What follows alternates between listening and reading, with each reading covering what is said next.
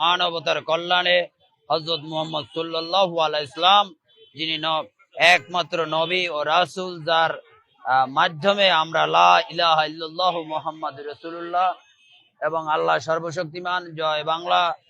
এই বাণীটা আমার বলার অধিকার আছে, কিন্তু আমি কোনো ব্যক্তি বা রাষ্ট্রকে নিয়ে কথা বলতে চাই না। আমি বিশ্ব মানবতার শান্তির দূত হযরত মুহাম্মদ সাল্লাল্লাহু আলাইহি সাল্লামের আনুষ্ঠানিক জন্ম না হলে হয়তো বা পৃথিবী সৃষ্টি হতো না, এমনও মতবাদ আছে।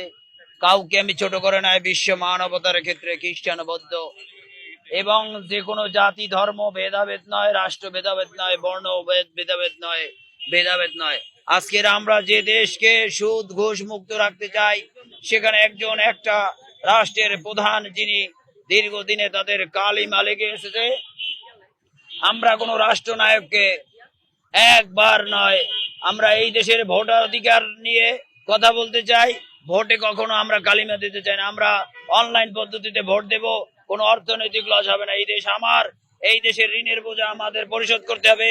আমরা কোনো ব্যক্তিকে আর খাটো করে দেখবো না। বঙ্গবন্ধু সহ জিয়াউর রহমান, এরশাদ, কাউকে খাটো করে দেখবো না। আমরা সবাইকে শ্রদ্ধা জানিয়ে আজকের মতো এখান থেকে শপথ করি, আমরা মহান আল্লাহ পাক রব্বুল আলামিনের অশেষ আমাদের হযরত মুহাম্মদ সাল্লাল্লাহু আলাইহি ওয়াসাল্লামের আদর্শের দল, এবং আমরা বাঙালি চেতনার প্রেক্ষা, বাঙালি উদ্দীপনা এবং মুসলিম ইসলামী চেতনা সকল ধর্মের সাথে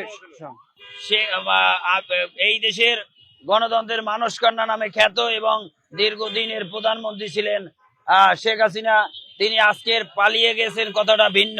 তিনি তার রিফিউজি হিসাবে ইন্ডিয়ায় আছেন। তিনি এই দেশের তার আত্মপক্ষ সমর্থন করে এই দেশে বিচারের মুখোমুখি হন।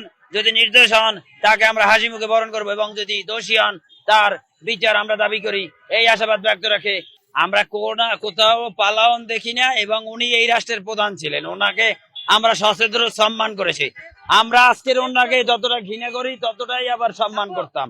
আবার ওনার কাজের মাধ্যমে উনি যদি আবার এই বাংলাদেশের মাটিতে মহান আল্লাহ পাক রব্বুল আলামিন এবং হযরত সাল্লাল্লাহু আলাইহি ওয়াসাল্লামের আদর্শ নিয়ে জাতির পিতা, আমরা যদি ইসলামিক জাতির পিতা হই, তাহলে ইব্রাহিম আলাইহিস সালাম, এবং বাঙালি চেতনার, বাঙালি তৎকালীন মুক্তিযোদ্ধার সর্বাধুনিক পাকিস্তানেও আমাদের জাতির পিতা আছে, ইন্ডিয়া আছে, সারা পৃথিবীতেই আছে।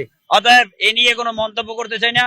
The nation of father every country. So আমাদের জাতির পিতা হযরত মুহাম্মদ সাল্লাল্লাহু আলাইহি ওয়াসাল্লাম। দেন আমরা যদি বাঙালি চেতনায় মানি, কিছুদিন আওয়ামী লীগ ক্ষমতায় থাকলে আমরা বঙ্গবন্ধুকে মানি, এটাই স্বাভাবিক। এর কোনো ব্যতিক্রম নাই। ও বঙ্গবন্ধুর ছবি আছে।